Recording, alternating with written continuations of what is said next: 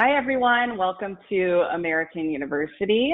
My name is Kathleen. I'll be your moderator today. Thank you so much for attending our webinar. This is our Fall 2020 webinar series. Just wanted to point out, during today's presentation, at any point in the chat box, please feel free to type in questions for our presenters.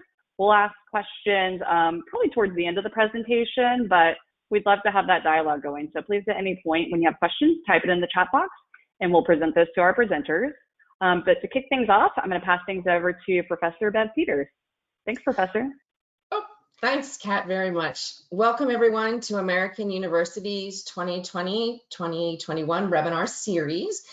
This is sponsored by our Measurement and Evaluation Program. At American University, we are committed to pursuing inclusive excellence.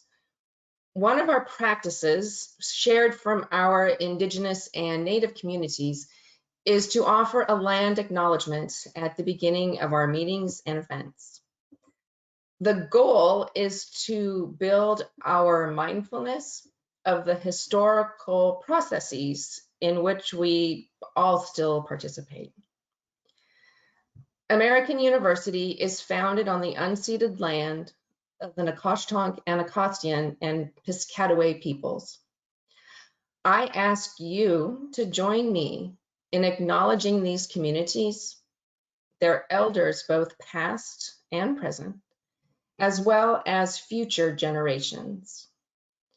American University also acknowledges that it was founded upon exclusions and erasures of many Indigenous peoples, including those on which the institution is located. With this acknowledgement, we commit to working to dismantle the ongoing legacies of settler colonialism. Today's event is our introductory webinar on culturally responsive and equitable evaluation.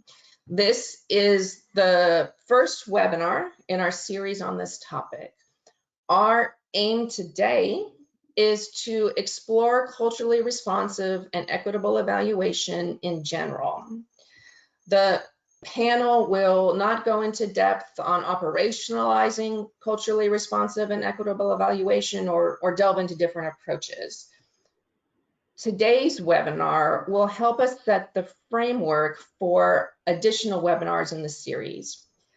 Upcoming webinars will delve deeper into culturally responsive and equitable evaluation as it relates to different cultures, including First Nations and Indigenous cultures, communities of color, ability and disability, and LGBTQ communities, among others.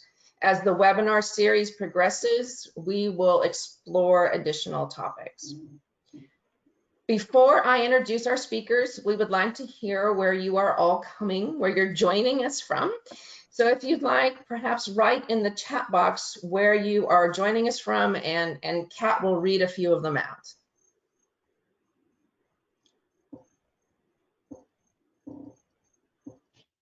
We have Ontario, Canada, Toronto, Canada, Massachusetts, Vermont, Indiana, Boston, Texas. Woo, they're coming in fast. Jersey City, Alberta, all over the place. Boston, we're Canada. Really, Oregon too, all over. Well, thanks everyone for joining us from close and from far away. I want to welcome our three speakers for today. Dr. Debra Benitez from WestEd, Dr. Katrina Bledsoe from the Education Development Center, and Jackie Williams-Kaye from the Wellspring Philanthropic Fund. You can check out our speakers on LinkedIn to learn more about their evaluation work. Today, we have three different guiding questions that will focus our presentation and discussion. The first, what are culturally responsive and equitable evaluation? What are their similarities and differences? What are the key principles of culturally responsive and equitable evaluation? Second, what is the value of culturally responsive and equitable evaluation, or why and when would we use them? And the third, what kind of reflection is required of us as evaluators to do them both well? That is, what self-reflection do we need to identify our implicit biases and blind spots to address the ways that power relations play out in evaluation and in culturally responsive and equitable evaluation? In as much as we are listening to these three speakers today, I would encourage each one of us to have our own internal dialogues with ourselves. I'm referring now to that third question that our speakers have posed for us. Self-reflection is sometimes very difficult to engage in and discuss, but if we are to make progress as individual evaluators and as a discipline, we need to be asking hard questions, and we need to be uncomfortable. Learning and doing better is the nature of our work. I would encourage all of us to keep an open mind through any discomfort, be respectful of others that are learning and changing, and actively identify our implicit biases and blind spots. We would encourage inclusive and respectful dialogue and questions via the chat box function where you all wrote where it is that you were coming from today. So that being said, let's get started. We'll start with Jackie, who will explore her conceptualizations and give us the foundation perspective. Okay, if we could go to the first slide. So on the left is Noah Kaye. He celebrated his 5th birthday at the end of June, and his COVID year birthday present was spending time in the park with his very good friend Evan, whom he had not seen in months. And I'm showing you this picture for 2 reasons. First, I hope everybody who's joining today will soon have an opportunity to experience something that you've been denied and have missed because of COVID. And second, I'm showing it to you because it's important for you to understand that I'm old enough to be a grandmother, because in this conversation of 21st century evaluation, I'm going to be presenting some 20th century thoughts and ideas. It's important for us to learn and adapt. We need to do what we encourage as evaluators others to do. We have to use new knowledge and skills. That said, I do think there are some enduring evaluation core practices that remain important as we think about culturally responsive evaluation and the equitable framework. And in fact, I'd probably argue that there are some we should double down on in those contexts. In the next slide, you'll see that in addition to the questions that Bev highlighted, these are a set of questions that are just always floating around in my head as I do my work. I'm not going to go through them one by one, but if you had a set of colored highlighters, you'd probably be able to color code and map my comments to these questions as I go through. I'm not an expert on either culturally responsive or the equitable framework, so you're going to hear my understanding, but I'm actually looking forward to learning more with you from the other 2 speakers.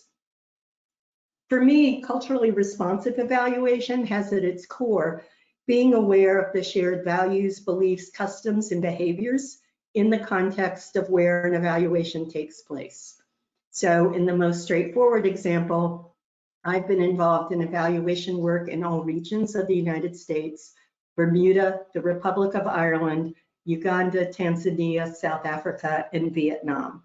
The evaluations wouldn't be successful if I'm not considering those different cultures. But that's probably the most simplistic level. It goes beyond that, and I'll say more about that in a minute. My understanding of the equitable evaluation framework is still developing. While culturally responsive evaluation, I think, focuses on how we do our work, The framework seems to elevate the outcome of equity and focuses on aligning evaluation with that. I think culturally responsive evaluation is probably grounded in the evaluation field, influencing how evaluators do their work. And I believe the equitable framework is grounded in philanthropy, influencing how funders approach and support evaluation. I've identified two principles or approaches that I think seem important to both and that I believe have always been reflected in core high-quality evaluation practice. The first is identifying and engaging stakeholders in dialogue, framing the right questions. The second is paying attention to the evaluation team. I'm going to start with this one. Here are two quotes from the founding literature on culturally responsive evaluation that I like. The first focuses on the importance of shared lived experience between observers and observed. The second is increased participation of African American and other evaluators of color as a pragmatic necessity and a moral obligation. I like this because it says this is not only the right thing to do, it's the effective thing to do. We will have stronger and more useful evaluations. Many years ago, I did an evaluation focused on adolescent health in 6 sites in New York City, Baltimore, Rochester, Florida, Houston, Seattle, and Portland. Those sites were important because a Black adolescent in Rochester does not have the same experience as a Latino or Latina adolescent in Houston, does not have the same experience as an Asian American adolescent in Seattle. And as another example, poverty in New York City is vertical, poverty in Portland, Oregon is horizontal. Kids in Portland live in apartment complexes that are at 2 levels, may have some grass around them. They ride bikes around the neighborhood. Kids in New York, equally poor, live in high-rise buildings surrounded by pavements. Does it make a difference? I'm not sure, but it's something that you need to be aware of as you're doing those evaluations. A decade later, supporting evaluation of wraparound support services for middle school students in Oakland, Chicago, Baltimore, and New Mexico, I had learned by that time and evolved, I think, as an evaluator, partly from that earlier experience. And while I had a national evaluation team, in this case, I engaged local evaluators. This was particularly important to me because I had never worked in the Native American community and needed to be sure that as I led that evaluation in New Mexico, that we were behaving appropriately in the space and we're behaving appropriately in the community. And as just one example, one thing you always need to be aware of in whatever your community you're in is, how does this community react to being asked questions? That varies depending on culture and community, and evaluation is all about asking questions. So not knowing how might they react, how do I need to adapt my practice because of that, can lead to real challenges if you're not aware of it. So this is the reason why I appreciate the work of expanding the bench in expanding our pool of evaluators with diverse perspectives. Funders tend to play it safe. They're risk averse, and if they have evaluators they've worked with before, they're likely to continue working with those evaluators rather than proactively expanding the pool they have and thinking about the different perspectives. So I think evaluators themselves can be helpful and educate funders by being more proactive about partnerships with other funders, with other evaluators. I'm getting it. So just let me know if anybody. Okay, as long as you're not, that's fine. The second principle around identifying and stakeholder dialogue and framing the right questions. I'm going to show you some slides. They are screenshots that I put into the link. So there's the website. If we go to the next slide, it's actually the publication at the bottom of the next slide that I want you to pay attention to. 5 important about discussion questions. So this is a guide. It's one of my top 3 favorite resources for evaluation. It provides a guide to dialogue between funders and grantees, between evaluators and the community. If you go to the next slide,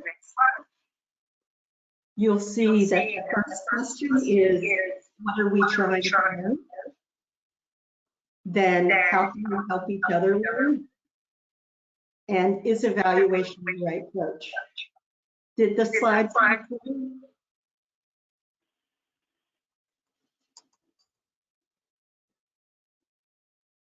I'm not seeing the slide.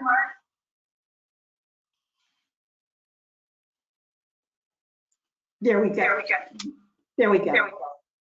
So what are we trying to learn? How can we help each other learn? And is evaluation the right approach? And if so, what kind? The point I want to make here is we don't even get to speaking about methods until that 3rd question. And then on the next slide, you'll see that in unpacking that evaluation question, they suggest that the things to consider include, should we back up a bit to understand the needs of the community we serve? And so for me, these questions and leading with questions are directly reflected in both culturally responsive evaluation and also in the equitable framework. I want to briefly talk at the next slide about something that I hear and have heard in conversations about the equitable framework, which is RCTs are the gold standard. And the implication is they should not be. RCTs are not the gold standard of evaluation. They're the gold standard when you have a specific question. If you want to know, do outcomes vary or differ when you have X than when you do not? Or do outcomes vary when you have A as contrasted when you have B? RCTs are the best method to use to explore those questions. Right now, the RCTs everybody's interested in are those that are being conducted to identify an effective vaccine for COVID. I do want RCTs personally. I want the best science brought to that, and that's the approach that makes sense for that question. That said, there are many other questions that we're going to need to explore if we have an effective vaccination process. These include questions like, will everybody have access to the vaccine? Are there barriers we need to address? Will people be concerned about safety? And is that something that we need to pay attention to? And so these questions are not questions that can be addressed with RCTs. That's not the appropriate method, but they're equally important. On the screen, you have the website for Innovations for Poverty Action. They're a leader in international development around RCTs. They had a project that they called the Goldilocks Project when they discovered that they were being asked to do RCTs when they weren't appropriate. And so they've actually taken the lead on helping to identify right fit evidence.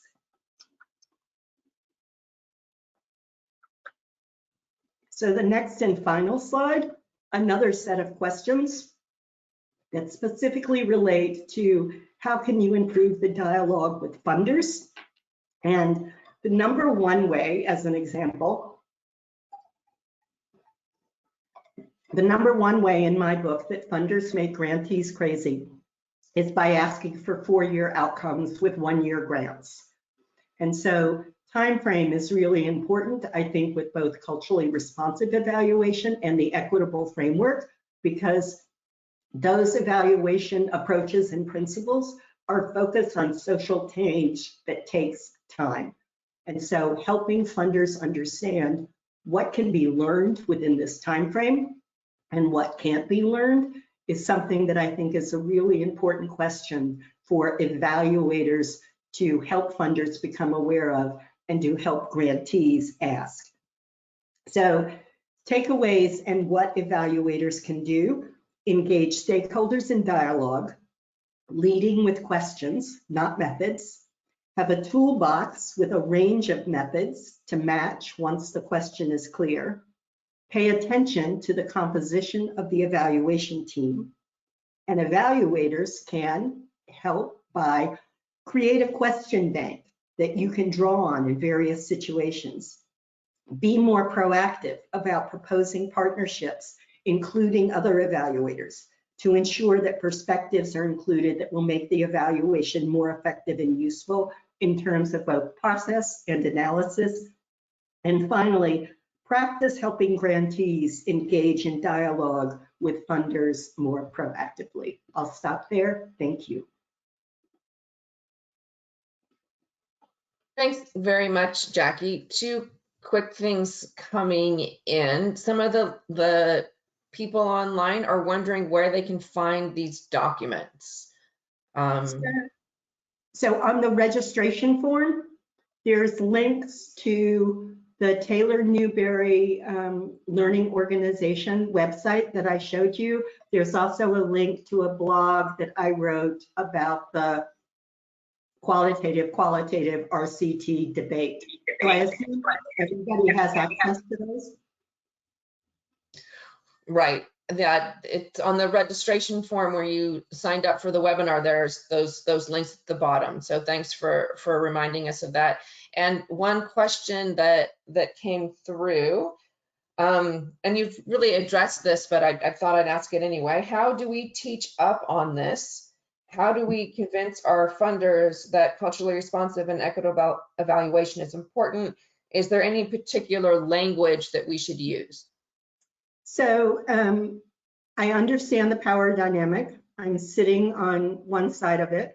And I think because of that, there is a reluctance. I think one thing for you to remember is that foundation program staff actually don't know a whole lot more about evaluation than grantees do.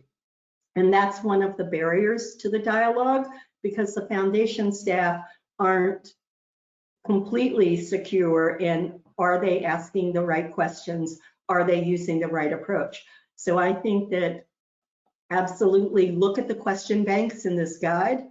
Think about the types of questions that would be useful to ask funders, and don't be shy about putting them out there. Thanks. Any other questions, please just keep them sending them through. Deb and Katrina, unfortunately, Debbie can't get her camera to work today, so we'll just be hearing from her. Which one of you wanted to go first? I was tossing it to Deb, actually.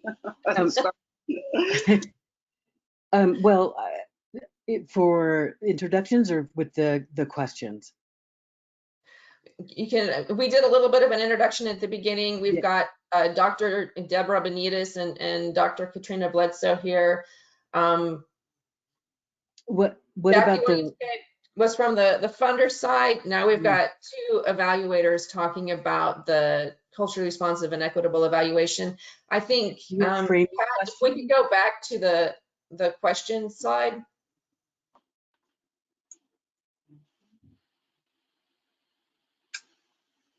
Before that,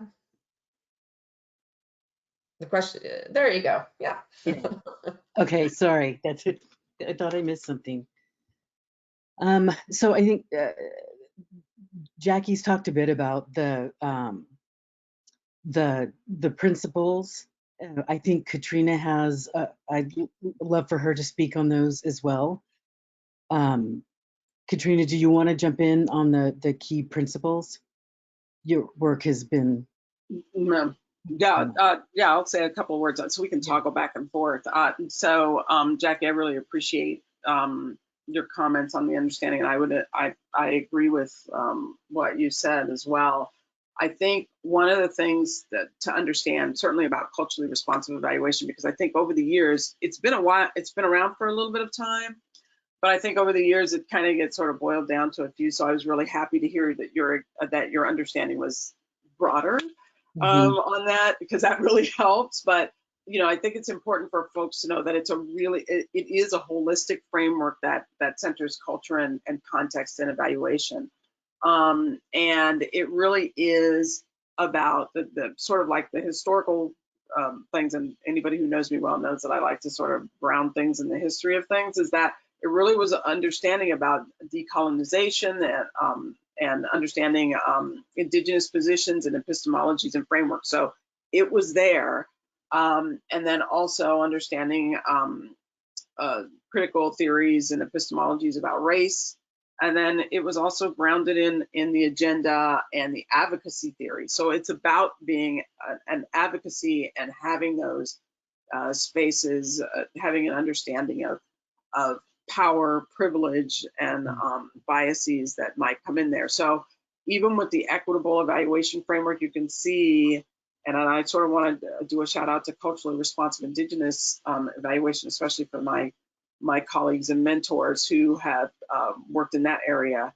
You can see that it really has that perspective about understanding not just about culture and context, but what the underpinnings are and what we're trying to achieve in those evaluative settings. And so I appreciate the equitable evaluation framework and being able to sort of uplift the equity space of that as well, but I want to acknowledge that in culturally responsive evaluation as well. And I just also wanted to sort of say a couple of things. I think we really get our, there's a lot of things kind of like, when things become kind of popularized, we start mixing them together and we decide that different terms mean the same thing. But I just sort of wanted to sort of, articulate that there are differences between the aspect of diversity, inclusion, accessibility, culture, and equity. And diversity is the ways in which human beings are similar and different, but not limited to identities, social positions, and lived experiences. But inclusion is really the culture that creates an environment of involvement, respect, and connection, in which the richness of diverse ideas, backgrounds, and perspectives are valued, included, and integrated. And then the idea of accessibility is ensuring equitable access to everyone along the continuum of human equity and experience. And then just this idea of culture is a cumulative body of learned and shared behavior, values, customs, and beliefs, mores, the way we do things. And remember, culture also, we tend to think of culture as very static, but it is very dynamic.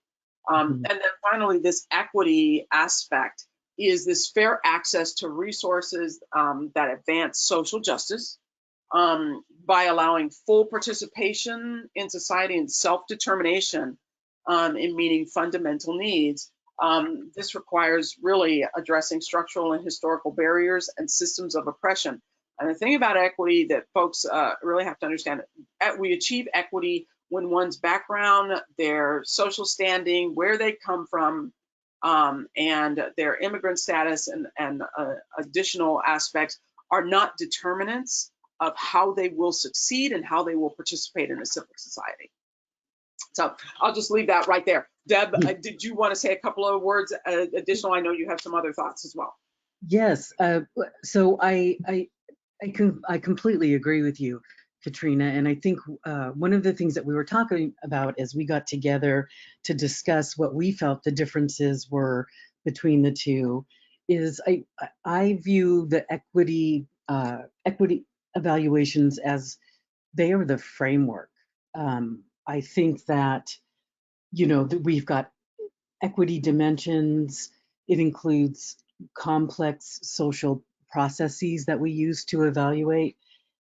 And it also includes, the framework also includes like a process that we adhere to and contextual analysis. And I think the culturally responsive is the way in which we also our lens on it, but also the way that we ask the questions. and that being the fluid part. I think the part that changes with different cultures and with the different communities that you're working with. So I kind of, I see the culturally responsive. We hang that as evaluators. We hang that on the equitable evaluation frame. Agreed, definitely agreed. Yeah, and one of the things that came up in our first conversations when we all met was, I think my concern, at least to some degree, is that people sort of rush to do culturally responsive evaluation and don't really sort of consider the holistic piece or the equity piece, which I think the equitable evaluation framework raises. Mm-hmm. It's possible to do a culturally responsive evaluation and not be equity focused. We have found ways around to do that. So, a truly, equitable and culturally responsive evaluation, expanding the bench initiative is trying to raise this as well, is to sort of understand that equity and culture are intertwined. Mm-hmm. I would say that leads us to the second question around the value of the culturally responsive and equitable evaluation. I think as we think about accountability purposes, we have many of us have turned toward this equitable evaluation framework as something that's needed in order to I guess show accountability as we're evaluating, but also the value of it is it's placing our results and our findings, and particularly the qualitative. Although I will say, the data, the quantitative and qualitative, all contribute to the story, but it contributes. Our results contribute to the evidence base, and we do not have a lot of across cultural evidence enough. We don't have enough of it, and then that in turn contributes to some of the knowledge management that we have and our responsibilities as evaluators. Yeah, and I feel this is good. I feel like we're going back and forth, which is good because it makes me think a little bit as well. Yeah. Which is one of the things that I know is like, when do we engage in CRE, EE, CRIE, all of these perspectives, and I think I'm going to say this because I'm in this process of thinking of myself. I think we're kind of asking not quite, I don't want to say the wrong question because I'm trying to move away from right and wrong, but I think we're asking a different question about it. I'm not sure that we want to ask her like when. It's sort of like, I think we feel like we're trying to sandwich these in often. So it's sort of like, I want to do a culturally responsive evaluation. I want to do an equitable evaluation perspective. And my thought is like, isn't that what you'd be doing anyway? But I think it's the way we have defined what we think about culture and what it has meaning, certainly in the US. I think in international development, it has a different space. So I'm talking domestically here. But I think when we talk about culture and equity, those are really code words about race. Because that is the thing that we as a country struggle with the most. We have a hard time admitting how we came to be. We sold land, and then we built land. Then we built a whole country off the backs of some other people who we stole to come over and make our land. And we have a hard time with that perspective. But those are still code words, and why people sort of go, well, I think I want to deal with that today, or I'm dealing with these marginalized populations, so I'm going to deal with them today, versus I'm not going to deal with those. And I would say that our larger issue has to be about, like, when you think about how people live and what's considered a civil society, that's sort of the grounding space. You're still going to have to ask those questions anyway. especially if you're working with those marginalized populations who have been marginalized or disenfranchised from the society that we have. So those are always tougher questions to ask.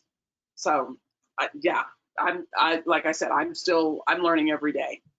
Yes, Still. I am as well. Can I jump in here?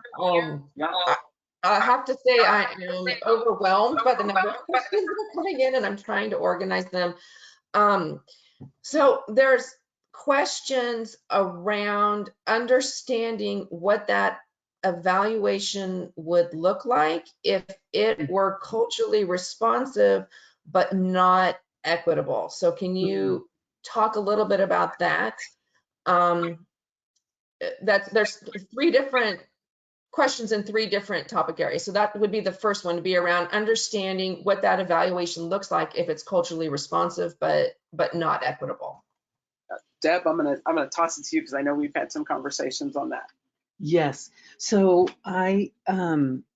so the idea of not being equitable, if we think about, and I know Jared talked about Geraldine Coffey talked about the equity framework, but I've seen a few different frameworks, but they all focus on not just equity, but equality. So I would say that not using the, not exploring the equity dimensions, just relying on questions that are culturally respectful and responsive, but not applying the results and findings of those of the data to any part of what we know about an equity framework. So how are we using the results afterwards? Are we using the results to make decisions? Are we empowering the communities and the individuals that we're speaking to? Are we being accountable? So we can ask questions that are culturally responsive and not use the equity lens to disseminate or to contribute to the literature. Mm-hmm. I always like to say, yeah, Deb, like totally, I'm like I'm riding the sidecar to your like your motorcycle, but but yeah, I always think about it.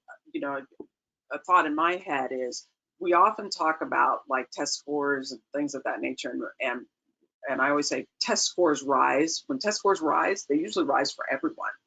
It's whether or not the gap between those who are highest and those who are lowest closes. So so I think about like this spot of we may be very much focused on trying to be, to your point, Deb, focused on cultural and cultural mores and understanding things, but we still aren't necessarily looking to close the gap or change policies or like level the playing field on that. So it's possible to do that and still do what we would consider a culturally responsive evaluation, but people still not necessarily move from anywhere than they were before. I would just add to that, Katrina, that it's the idea that you're contributing to the knowledge base is huge in equity evaluation, but also that somehow you're empowering the groups. So given Katrina's example of the disparity, you can see how you can be culturally responsive to something and not feed into what's supposed to be equitable. There's a set of questions around how you talk about equitable evaluation in an organization that's trying to be anti-racist. how do we ensure the evaluation includes the elements of diversity, equity, and inclusion? And then I want to read out Nikki's comment here because I think it sums up what we've got. Probably 15 questions sitting in front of me on this, but I think hers sums it up, and if you could address to that. She said, it's wonderful to hear Jackie. It was refreshing to have her acknowledge what side of the power dynamic she sits on and encourage transparent dialogue about this when working with funders on culturally responsive, equitable evaluation. What types of questions and strategies would you suggest about directly addressing white privilege, white fragility, and colonization being embedded in contemporary evaluation practice? Also, what are strategies you would suggest on how CRE, CREE, CRIE isn't valued, resourced equitably? Partners and organizations hope to get this for free with the standard evaluation so that the latest buzzwords can be part of their typical evaluation. Anti-racist evaluation work is deep work related to but different than equity work. And she says, I'm naming this directly knowing it makes the white privileged uncomfortable and takes much more time and money. Please address both questions if you would be so kind. Maybe that kind of does get us into that third question a little bit. It does, for sure. But I want Jackie to, Yeah. I think that one question, the first part was for Jackie.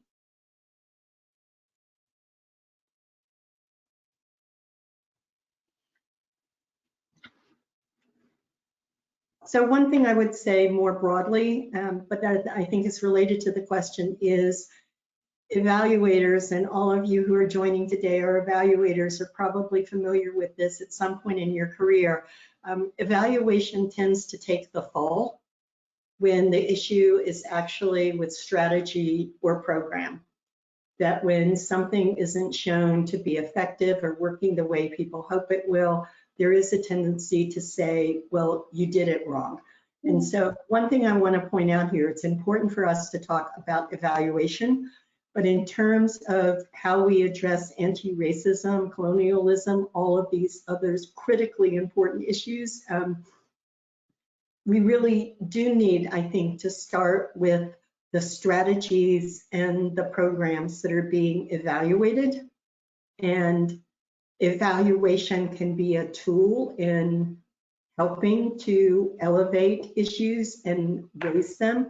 But I have seen a number of evaluators who are struggling with the fact that they've been asked to evaluate something that doesn't appropriately reflect equity, anti-racism in the way they would want, and how to approach that. And then I'm going to say what I always say, which I assume could be frustrating, but for me, the key is always in the questions.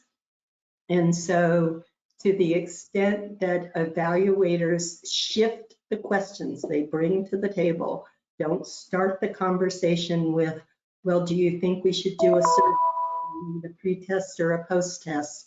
But start with what's really important to talk about in order to make sure the evaluation is most useful, and to the extent you can, guide that conversation. I think one advantage in the funder community right now is there is huge interest in philanthropy, in diversity, equity, inclusion, and belonging.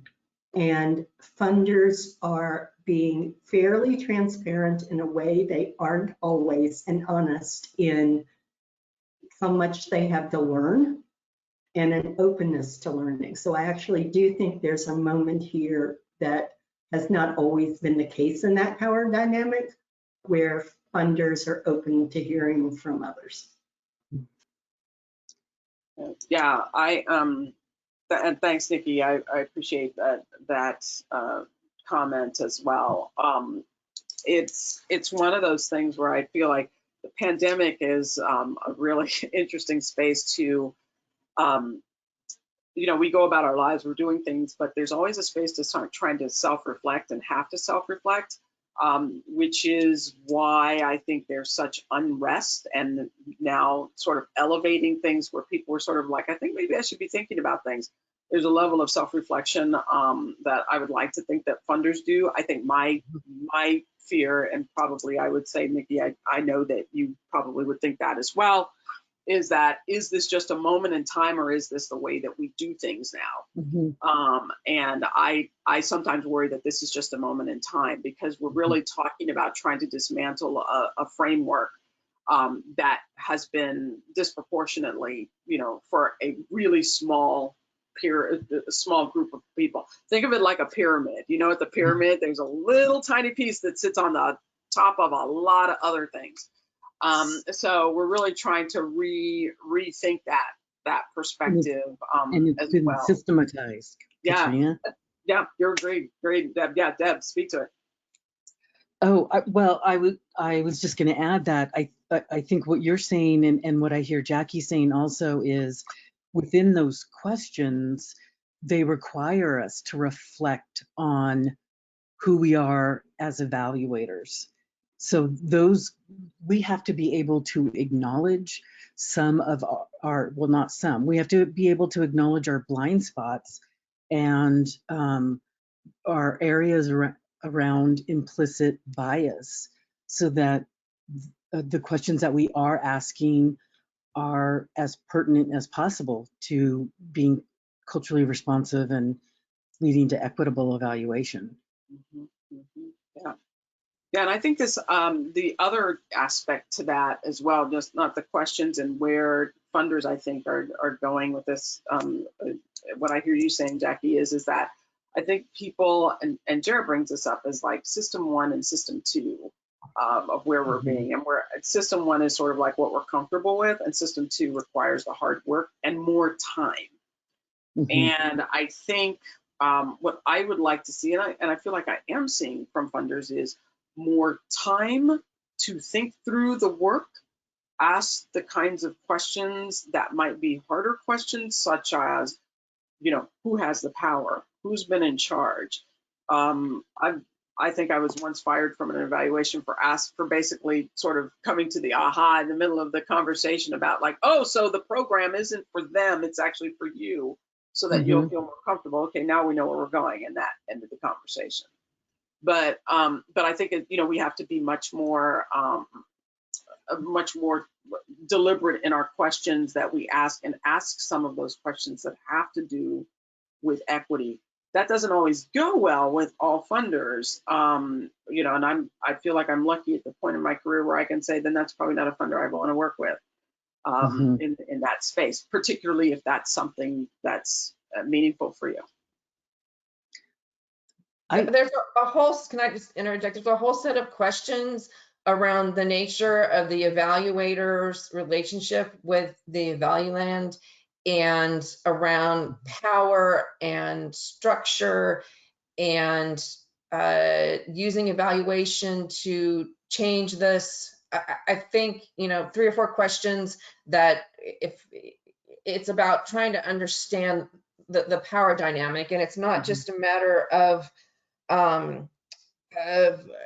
knowing something about another culture, but how do we address that power? How are we interacting with it? And so, and just the structure of evaluation. One question went into the things that we think are good about evaluation, and the history of evaluation, and what it is that evaluation is meant to do. And it's all, if I had to like look at these questions and wrap them all up, it's really a lot about the power dynamic. Yeah, I get to everybody's question. I've got 30 questions sitting here, and I've got 10 minutes. So Bev, that's a really good question, and I think we go back to, we're just, even though we have had these kinds of questions and we've been sitting in, kind of the disparity and the inequity for hundreds of years, I think most probably over the 10, certainly over the past year, we've been thinking about what does it mean to accurately represent the communities that we're in, or the communities that we're evaluating. I think in education, it's, because of the way education is set up, it's sometimes so much easier to see.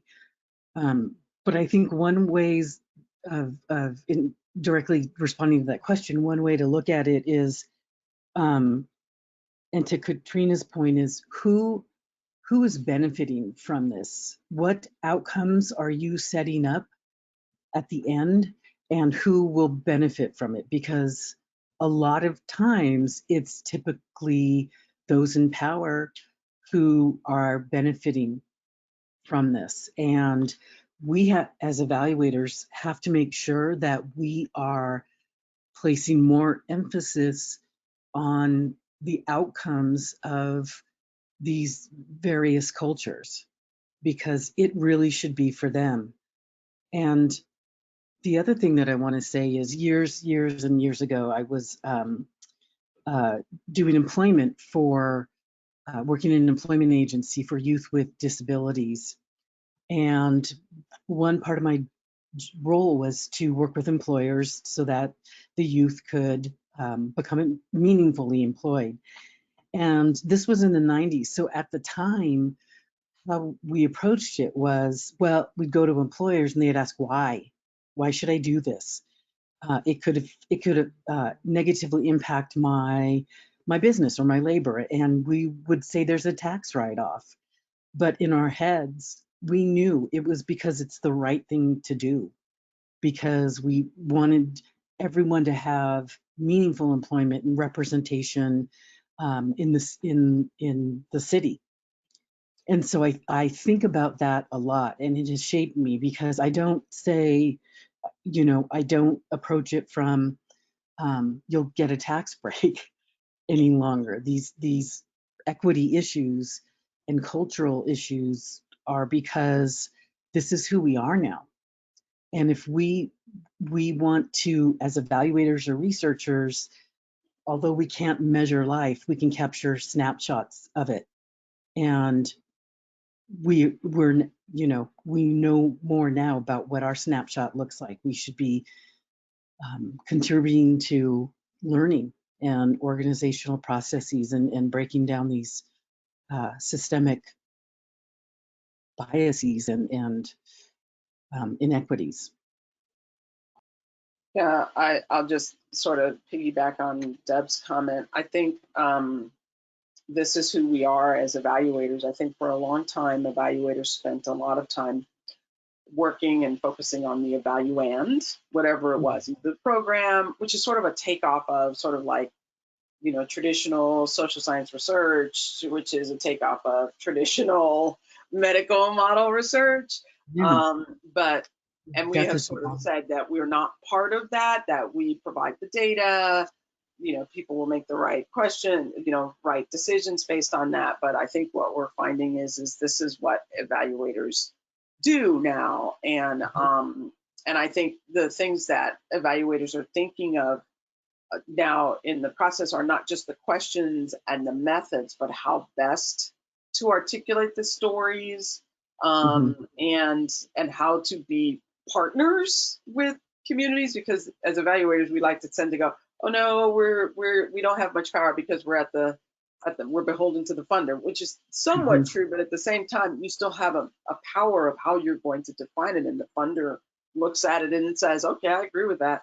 But so we have a bigger responsibility of not just, pulling apart our evaluator from our personhood. So, we have to sort of think about how those two intertwine.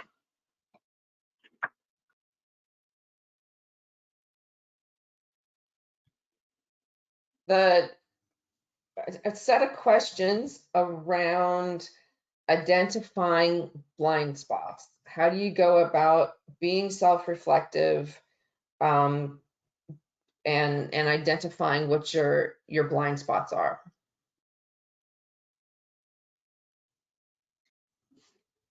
So that is always the first question that we get, particularly when we go into, excuse me, a classroom, or, it's the how do I know what I don't know? if it's a blind spot, how am I supposed to address it? And I think there are a number of ways to do that, but I think starting out the evaluation in terms of understanding who is the community that I'm working with and what are their desires, what are their interests, what are their needs. I think the lens and running from the perspective of kind of this empowerment and understanding the community or the culture, excuse me, not just one second, I'm sorry. It's the smoke, and California smoke. So not just understanding or understanding the community and the direction that they're heading. It's also the kind of reflection around implicit bias. I think that we learn a lot from each other, and we learn a lot from our colleagues and our friends who are from different places, from different cultures. I think that is the easiest starting place for all of us. I mean, I wish there were a book that you could just go to and learn how to do it, but it really is about that really deep reflection and kind of this self-discovery in this framework of we are changing. And it's now incumbent on me to figure out how to represent the communities and the cultures that I'm evaluating. Yeah, and I know we're coming to time here, but I did want to just sort of do a quick plug for folks who may know. I think one of the things that I really like the work of Hazel Simonet, and I know I mentioned this, Deb and Bev, too, about her integral evaluator model, where she talks about it's really about the evaluators self-reflecting about where they sit in the whole process. So if you get a chance to read her, Hazel Simonet, and she talks about 4 quadrants, and she's expanded to a larger aspect as well, dealing with sort of like the evaluator heart. So you have to bring a level of heart to doing the work as well, but which sort of takes the sails out of the whole, objectivity piece here. But she talks about the space of self-awareness, the research task management, how you're going to manage it, social awareness, understanding where you sit as the evaluator in the social space, and then the whole relationship of how you're going to work with communities, work with funders, where the evaluator sits in that as well. And I have found that really helpful in helping me think through about how where I sit in aspects and trying to keep me on my toes. We are at time. I could squeeze in one little question maybe. There's a set of questions around talking to organizations about these kinds of questions, organizations that are interested more in traditional impact, organizations that have a resistance to diversity, equity, and inclusion. How do you talk to these organizations? And again, I am summarizing, putting together probably 15 different questions and trying to, Go ahead, Katrina. Yeah, it's an interesting space on that. The one thing is I do find that you do have to talk to them. So doing the work and not talking to them can still be somewhat disastrous on that. But I have found that it's sort of a catch can. People seem to organizations like people seem to fall into different spaces. There are folks who are really on board, some folks who are in the middle, kind of like voting, and then folks who are not going to change. And the folks who are not going to change, it's hard to make a change in that and having that conversation with folks. You always need leadership or somebody who has a level of influence that can be behind you and having that conversation. But it's hard to move someone who doesn't want to be moved. Yeah. So I will definitely say that just as a start. Deb, did you want to say a couple words? Yeah, I'd like to. So I agree. I think we have to weigh those issues of what is the outcome for the client, but also oftentimes what I have experienced is the majority of clients are not opposed to the information. True. They are opposed to the information hitting a report and being public. And so oftentimes what I do is, as I'm talking through these issues, is I will give you everything, and then you and I will talk about how to present it. So that I think is that's worked for me and my teams, in as much as nobody feels surprised or ambushed, or as a funder, as a client, you don't want to see results for the first time in a report. Right. And constant conversation is a Constant big conversations around it. Yeah.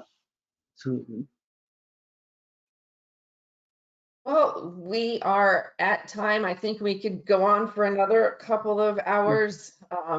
Thank you very much for giving us this introduction, this foundation that we can use for our study. Just reminding everybody that this webinar was sponsored by American University's Measurement and Evaluation programs. We have master's certificates and badge courses in evaluation.